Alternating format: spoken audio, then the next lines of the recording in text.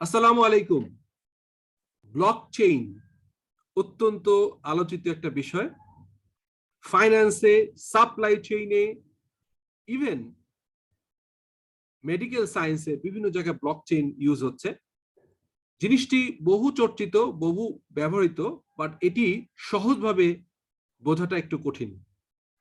So এই জন্য ব্লকচেইনের উপরে 1 থেকে 7টি ভিডিও করব এরকম চিন্তা করেছি, এবং শুরু করব খুবই সিম্পল কিছু টার্মিনোলজি দিয়ে। আমার মতো যারা নন আইটি প্রফেশনাল তাদের জন্য আশা করি জিনিসটা সহজ হবে। শুরুতেই হোয়াট ইজ ডেটাবেস? ডেটাবেস কি, সেন্ট্রাল ডেটাবেস কি, ডিসেন্ট্রালাইজ ডেটাবেস কি, বা ডিস্ট্রিবিউটেড লেজার কি, এই বিষয়গুলো আমরা ডিসকাস করব। আমরা ব্লকচেইন যেহেতু শিখব, শুরুতেই ব্লকচেইনে বাংলায় খুবই সংক্ষিপ্ত আকারে বলে দিচ্ছি, যদিও এটি থেকে পুরোপুরিভাবে বোঝাটা খুবই কঠিন। গত বেশ কয়েক বছর ধরে আমি রিসার্চ করেও অনেক ক্ষেত্রে কিছু জায়গায় ডিফিকাল্টিস ফেস করি।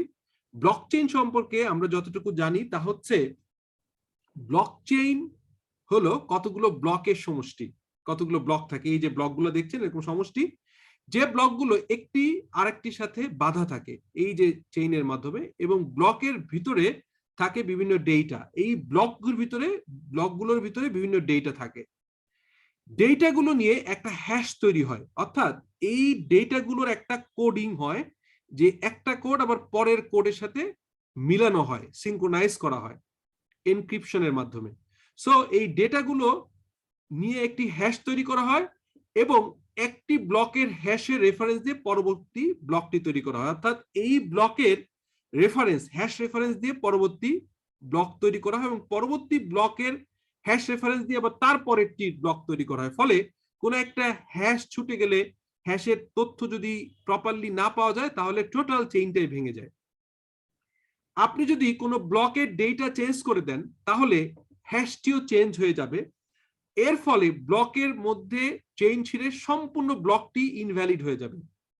ব্লকচেইনকে বলা হয় পিয়ার টু পিয়ার নেটওয়ার্ক, অর্থাৎ একটা নেটওয়ার্ক সিস্টেমের মাধ্যমে চলে, এবং এটি মূলত ফলো করে ডিসেন্ট্রালাইজ নেটওয়ার্ক। এই বিষয়গুলো নিয়ে কথা বলবো। এবং আমরা অ্যাকাউন্টিং এ যেমন লেজার বলি, এখানে একটা লেজার আছে, সেই লেজারটাকে বলা হয় পাবলিক লেজার বা ডিস্ট্রিবিউটেড লেজার, যেখানে ডেটা কোনোভাবে এডিট, ডিলিট বা মুছে ফেলা যায় না।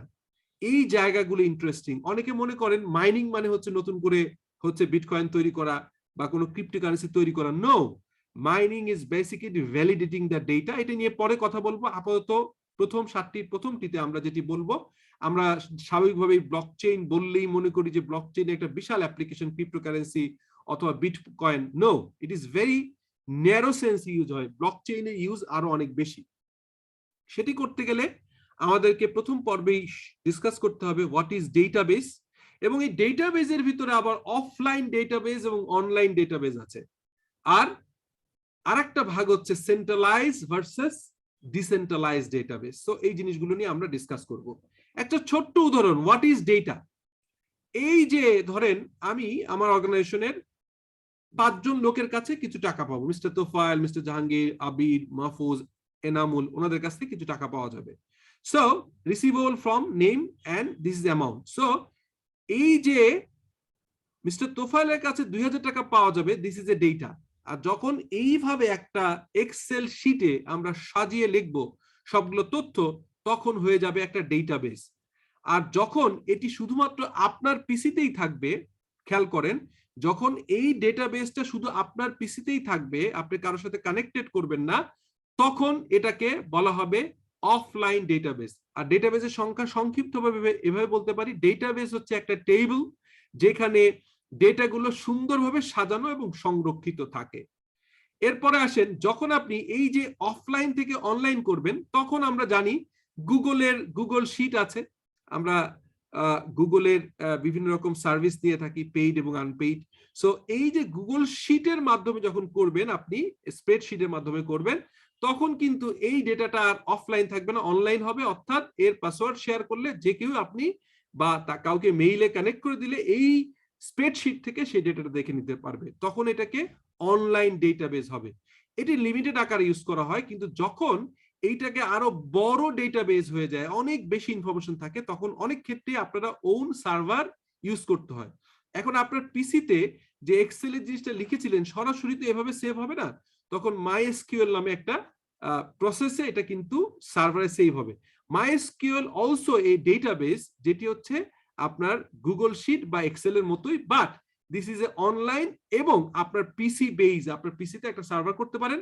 আবার অনেক সময় সেন্ট্রালাইজ সার্ভার হয়, ডিসেন্ট্রালাইজ সার্ভার হয়। সেই এক্সাম্পলটা, সেই উদাহরণটা আমি পরে দিব। এবার আসেন যে এই যে অনলাইন ডেটাবেস বললাম, সেই অনলাইন ডেটাবেস আবার দুই ধরনের হয়।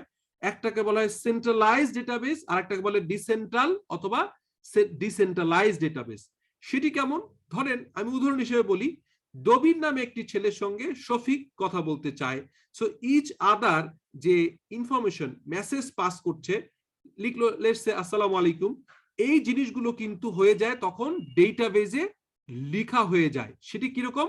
ধরেন লেটস সে আজকে 22 তারিখ 1:32 দবি শফিককে লিখলো আসসালামু আলাইকুম, শফিক তখন আবার বলল ওয়ালাইকুম আসসালাম 1:35। 1:37 দবির আবার বলল হাউ আর ইউ, শফিক পরে অ্যান্সার করলো 1:40 আই এম ফাইন।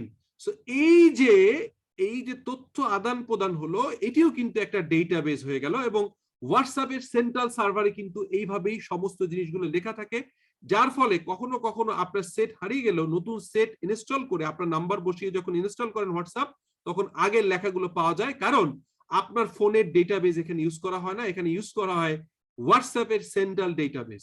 সো এটি বোঝা গেল। সো এইটাকে বলা হয় হোয়াটসঅ্যাপের সেন্ট্রাল ডেটাবেস। এই ডেটা স্টোর ইন, এই ডেটাগুলো স্টোর হয় ইন দা হোয়াটসঅ্যাপ সেন্ট্রাল ডেটাবেসে জমা হয়। আপনি যত কথা বলছেন বা আপনার সাথে যারা যারা কথা বলছে এটা হচ্ছে। এখন ধরে নিচ্ছি যে আমরা হোয়াটসঅ্যাপের মতো করে নতুন একটা অ্যাপস তৈরি করব, যেটা নাম দিলাম ডেটা অ্যাপ বা ডেক্স অ্যাপ, যেটা ডিসেন্ট্রালাইজ অ্যাপস হবে, কোনো সেন্ট্রাল সার্ভার আমরা ইউজ করব না। তাহলে কি হবে? যার যার পিসি, যার যার ল্যাপটপ, যার যার মোবাইল, সবগুলোই ডিসেন্ট্রালাইজ ডিস্ট্রিবিউটেড নেটওয়ার্ক হিসেবে ইউজ হবে। সেখানে আমরা কোনোভাবেই বলবো না যে সেন্ট্রালাইজ কিছু থাকবে। অর্থাৎ সমস্ত তথ্য আমি যখন দবির যখন শফিককে পাঠাচ্ছে তখন দবিরের কাছে থাকবে, শফিকের কাছে থাকবে। দবির যখন পাঠাচ্ছে লেটস সে লতিফের কাছে, তখন দবিরের কাছে থাকবে, লতিফের কাছে থাকবে। কিন্তু এই জিনিসগুলো কখনোই সেন্ট্রালাইজ কোথাও জমা হবে না। এটাকে বলা হয় সেন্ট্রালাইজ না, এটাকে বলা হয় ডিসেন্ট্রালাইজ ডেটাবেস, যেটাকে ডিস্ট্রিবিউটেড নেটওয়ার্ক বলা হয়। সো শুধু দর্শকবৃন্দ, আজকে এটুকু ডিসকাস করলাম। পরবর্তী 6টা কনজিকিউটিভ ভিডিও দেখলে আই হোপফুল যে আপনার ব্লকচেইন সম্পর্কে একটি ওভারঅল ভালো ধারণা আপনার তৈরি হবে। Thank you, take care.